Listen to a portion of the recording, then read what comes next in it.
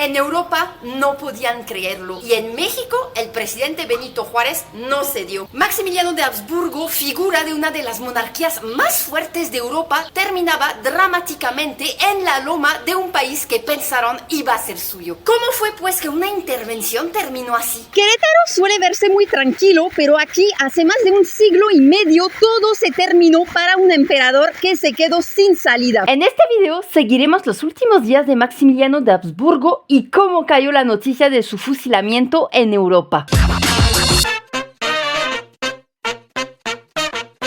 Situémonos a inicios del año 1867. El Segundo Imperio llevaba apenas 3 años, casi 3 años, pero ya estaba dando las últimas en ese entonces. El 13 de febrero de ese mismo año, Maximiliano de Habsburgo abandona la Ciudad de México para trasladarse a la capital queretana, sitio donde llegará casi una semana después, el 19 de febrero. Para entonces, las fuerzas juaristas ya controlan grandes partes del país y la mayoría del ejército francés se ha retirado. Se instala pues en la ciudad queretana para ver qué y cómo logra defender su imperio, pero las cosas se le van a complicar muy rápidamente. El primer cuartel general de los imperialistas se instala aquí, en el Cerro de las Campanas. Por cierto, ¿saben por qué este cerro se llama de las Campanas?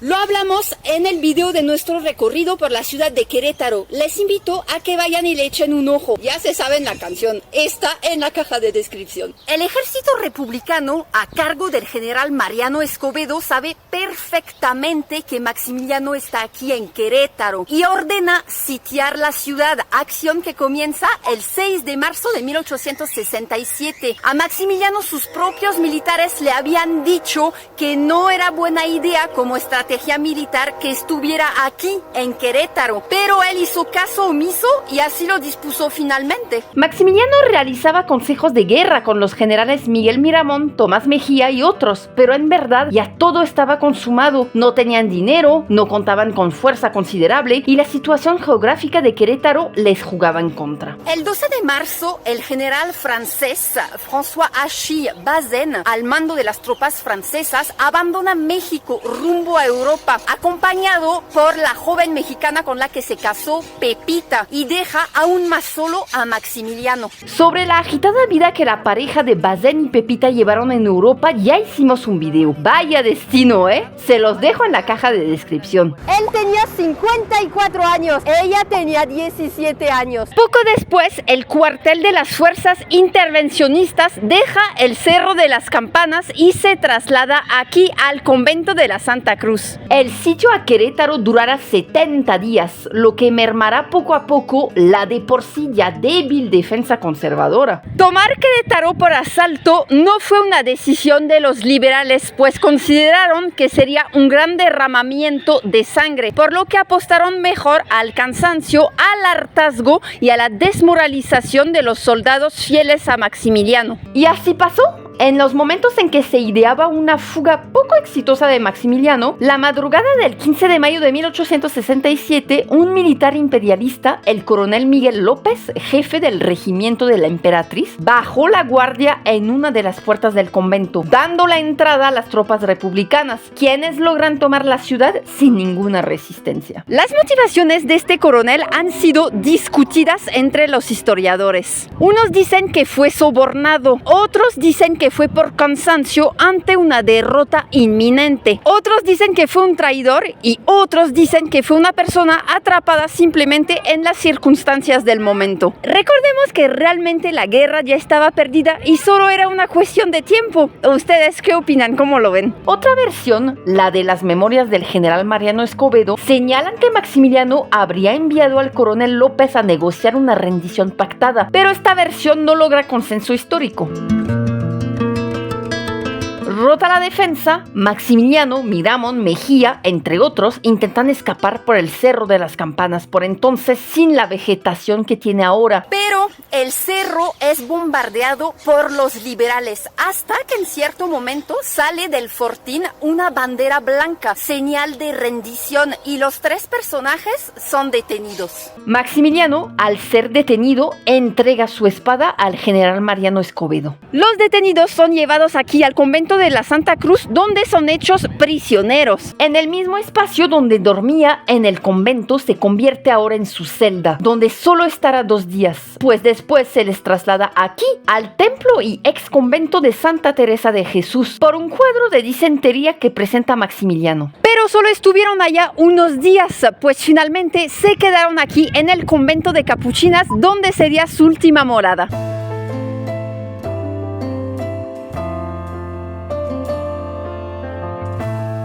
Vale decir que Maximiliano pensó en abdicar y regresar a Europa un año antes, en 1866, durante un viaje a Orizaba, Veracruz, pero las fuerzas conservadoras lo presionaron y lo convencieron de que se quedara. El 21 de mayo, el general Mariano Escobedo, a cargo de la custodia del archiduque y sus generales, recibe desde la ciudad de San Luis Potosí un telegrama del gobierno de la República. Para entonces, Juárez, que había tenido que salir de la Ciudad de México, en lo que se conoce como la República Itinerante, en aquel entonces se encontraba en San Luis Potosí y desde allá estaba siguiendo los últimos acontecimientos. El telegrama indica que debe conformarse un consejo de guerra para enjuiciar a los detenidos. Maximiliano prepara su defensa. Acompañado constantemente en su celda de su médico Samuel Bach y de su secretario José Luis Blasio, escoge como sus abogados a Mariano Riva Palacio y Rafael Martínez de la Torre y se entrevista con diversos diplomáticos europeos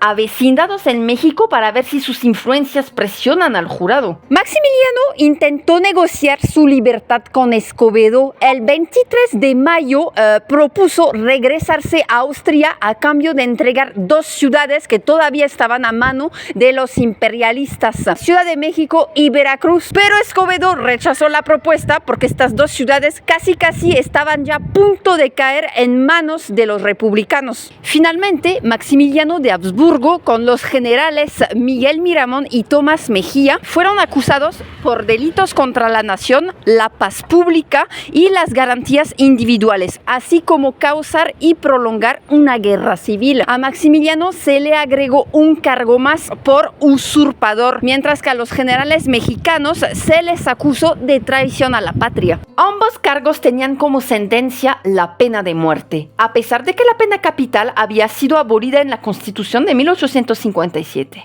El juicio se desarrolló aquí, en el Gran Teatro de Iturbide, hoy Teatro de la República. El 24 de mayo se llevó a cabo el primer interrogatorio a Maximiliano, pero jamás pisó este sitio para ser juzgado interrogado porque alegó que estaba indispuesto por la enfermedad. Así que pues se llevó a cabo el interrogatorio en su celda de las Capuchinas. Aquí, por cierto, 50 años después del juicio a Maximiliano, se promulgó en este mismo sitio la Constitución que todavía hoy rige a México, la más avanzada para su tiempo, la famosa Constitución de 1917. Todo esto y más información van a encontrar en el video que hicimos sobre nuestro paseo por Querétaro, que les voy a dejar aquí abajo en la caja de descripción. Tras varios días de desahogo de pruebas, y no peleen, estoy arrullando a mi chamaco, pues llegó el día de la sentencia. Fue el 14 de junio de 1867. Se clausuró el juicio a mediodía y entrada la noche, 1 a 1,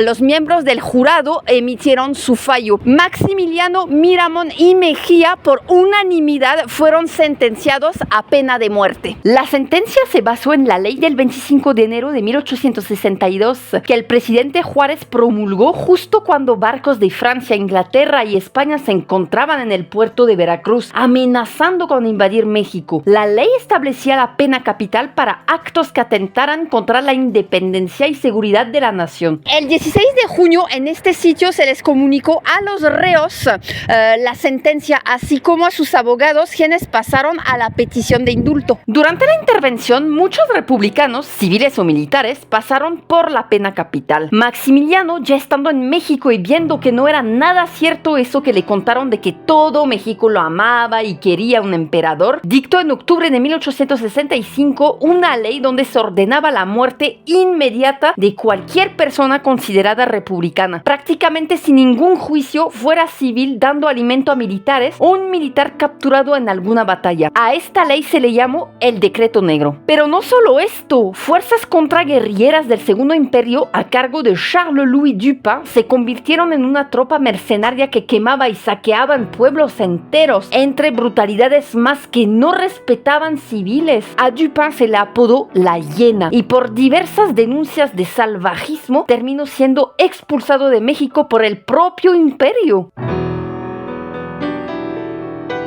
La sentencia estaba para efectuarse la misma tarde del 16 de junio, pero se aplazó un poquito más de 2 días para que los condenados pudieran realizar las acciones que consideraran pertinentes. A la par, llegaron también telegramas de clemencia desde el extranjero. En un intento por proteger a su hermano, Francisco José I, emperador de Austria, lo reintegró por completo en sus derechos como archiduque de la Casa de Habsburgo, derechos que su propia familia le pausó, por así decirle, cuando Maximiliano aceptó la oferta de partir a México. Otras casas reales de Europa también hicieron presión con telegramas y cartas, como el rey belga Leopoldo II, hermano de Carlota, la reina Victoria de Gran Bretaña e Isabel II de España. El gobierno de Estados Unidos también lo hizo a través del secretario de Estado William Seward. El autor de Los Miserables, Víctor Hugo, de la misma forma que tiempo atrás había escrito una carta pública a los republicanos pidiéndoles que no tuvieran clemencia con el invasor francés, escribió nuevamente una donde le pide a Juárez que venciera al usurpador con el perdón, argumentando que la república debía ser magnánima. Otra persona que pidió clemencia fue la princesa de origen estadounidense Inés de Salm-Salm, esposa del príncipe Félix de Salm-Salm, edecán oficial de Maximiliano. Al conocer la sentencia, ella fue a San Luis Potosí a ver a Juárez, a quien se la rodeó llorando y rogando por la vida del emperador y la de su esposo, quien también fue sentenciado a muerte. Gracias a las memorias que dejó, se sabe que Juárez le contestó: Me causa pesar, señora, verla así de rodillas, pero aunque todos los reyes de la tierra estuvieran en su lugar, yo no podría perdonarle la vida. Finalmente le perdonó la vida a su esposo, no hacia Maximiliano. Sabiendo que todo está perdido, se planea una fuga de Maximiliano. La pareja de Félix e Inés intentaron sobornar a oficiales encargados de la vigilancia de Maximiliano, prometiéndoles fuertes sumas de dinero, pero la maniobra fue descubierta por Mariano Escobedo. A pesar de las peticiones de indulto, Benito Juárez no lo otorgó. A las 4 de la mañana del 19 de junio de 1867, el sacerdote Manuel Soria y Breña se presentó en la celda de Maximiliano para el rito de la confesión, misma acción que hicieron los generales Miramón y Mejía en sus respectivas celdas. Después se ofició una misa reunidos los 3 reos. Al cuarto para las 6 de la mañana se dispuso el desayuno para los reos. Hubo café, hubo pan, hubo vino y pollo. Solo bebieron el vino. Luego a las 6 de la mañana el coronel Miguel Palacios llegó aquí, escoltado por una guardia de soldados,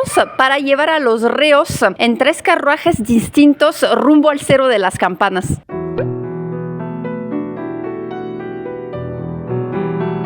Cerca de 4.000 soldados republicanos fueron desplegados en toda la zona para evitar cualquier intento de fuga o de liberación. Maximiliano entregó monedas de oro a los soldados del pelotón de fusilamiento, pidió que no le dispararan al rostro y cedió su lugar al centro a Miramón, situándose a la izquierda de él. Justo donde está esta capilla estuvo el sitio donde se les fusiló.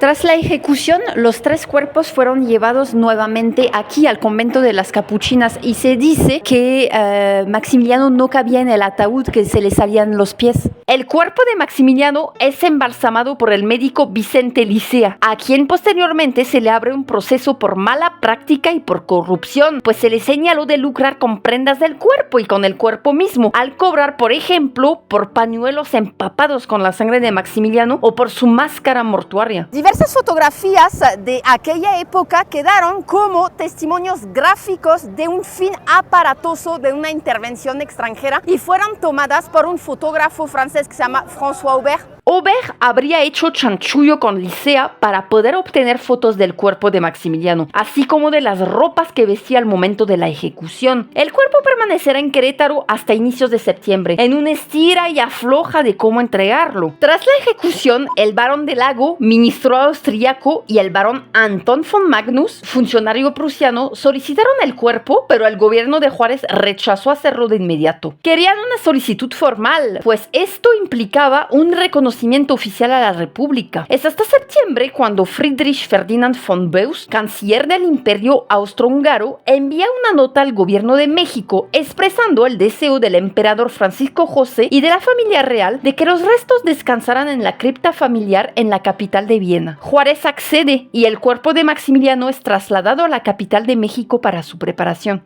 A la Ciudad de México el cuerpo llega aquí, al Museo Nacional de Arte. No precisamente. Este edificio data de inicios del siglo XX, pero aquí antes estaba el antiguo hospital de San Andrés. Dicen que una noche, estando el cuerpo de Maximiliano ya aquí, vino Juárez en secreto a verlo. No hay ninguna fuente que acredite esta versión, pero yo creo que haría bastante lógica, ¿no creen?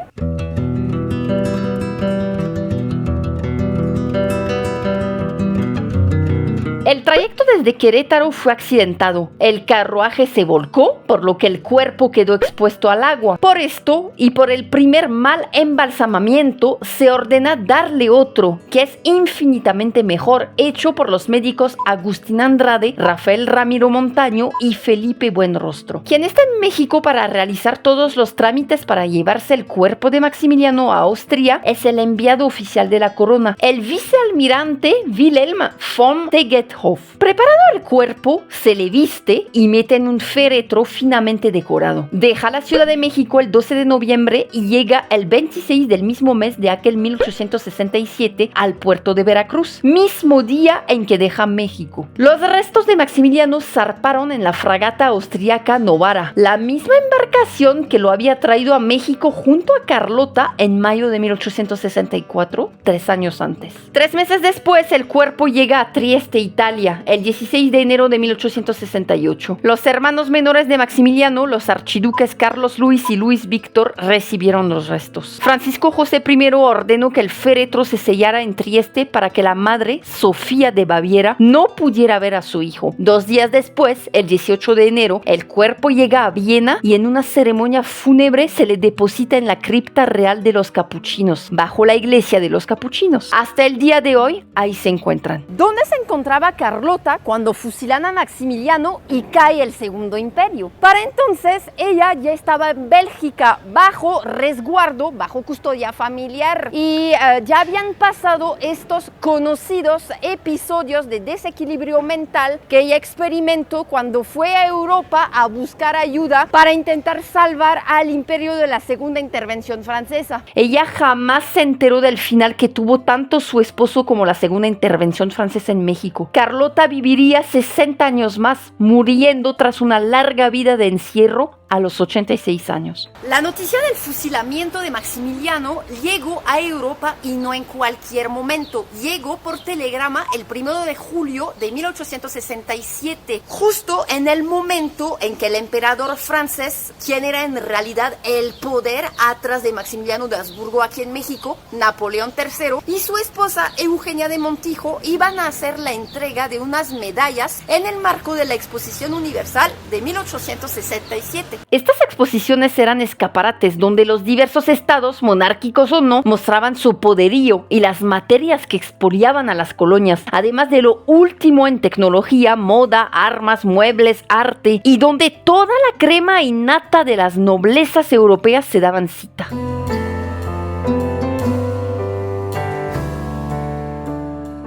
Sobre lo que dijeron los diarios franceses de aquella época y cómo se recibió la noticia que les cayó como un balde de agua helada a prácticamente todos los miembros de las monarquías europeas que estaban reunidas en esta exposición, pues ya hicimos un video al respecto que grabamos justamente en Francia, donde contamos cómo se vio la segunda intervención francesa en México desde allá. Igual hay que decir que hubo mucho apoyo desde Francia, obviamente, a las tropas invasoras, pero también hubo una parte de la población francesa que apoyó a los republicanos mexicanos. Los invito a que vayan a ver este par de videos que hicimos. ¿Y qué fue de los cuerpos de Miguel Miramón y Tomás Mejía? Pues fueron trasladados aquí, a la Ciudad de México, y puestos en el Panteón de San Fernando.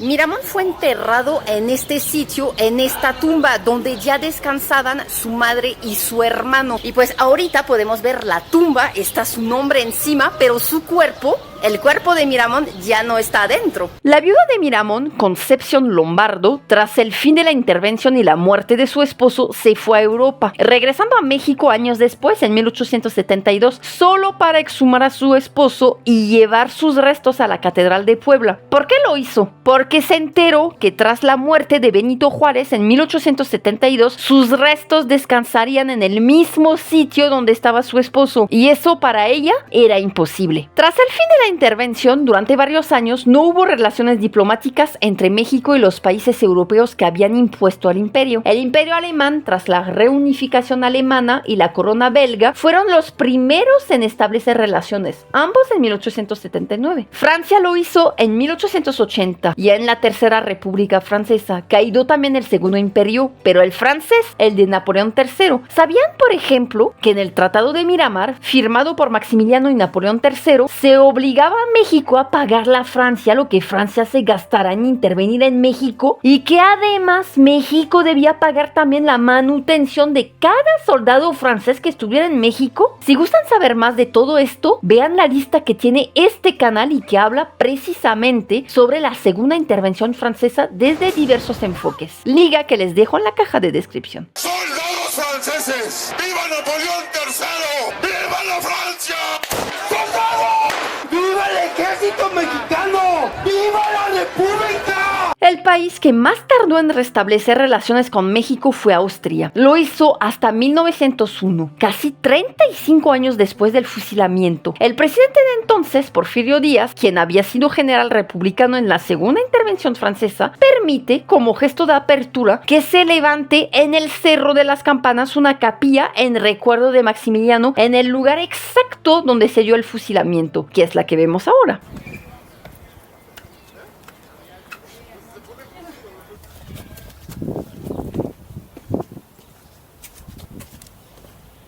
En 1967, un siglo después del fusilamiento y a escasos pasos de la capilla, se inauguró este monumento a Benito Juárez, una escultura colosal de 13 metros de altura hecha con piedra volcánica sobre un pedestal de cantera rosa. Esta escultura se ve desde cualquier azotea alta de Querétaro. Llegamos ahora sí al final de este video, ¿Qué tal? ¿Cómo vieron? ¿Qué opinan de este personaje, de su final? ¿Cómo consideran este capítulo, este episodio de la historia mexicana? Leeré sus comentarios aquí abajo y ya saben, les recomiendo mucho que vayan a ver los otros videos que hicimos sobre la intervención francesa en México, sobre qué ver, qué comer, qué hacer en Querétaro, y también un video sobre un pedacito de mi tierra norteña francesa que se encuentra aquí en Querétaro, aunque no lo crean. Muchas gracias a todos por sus variados apoyos y nos vemos en la siguiente entrega.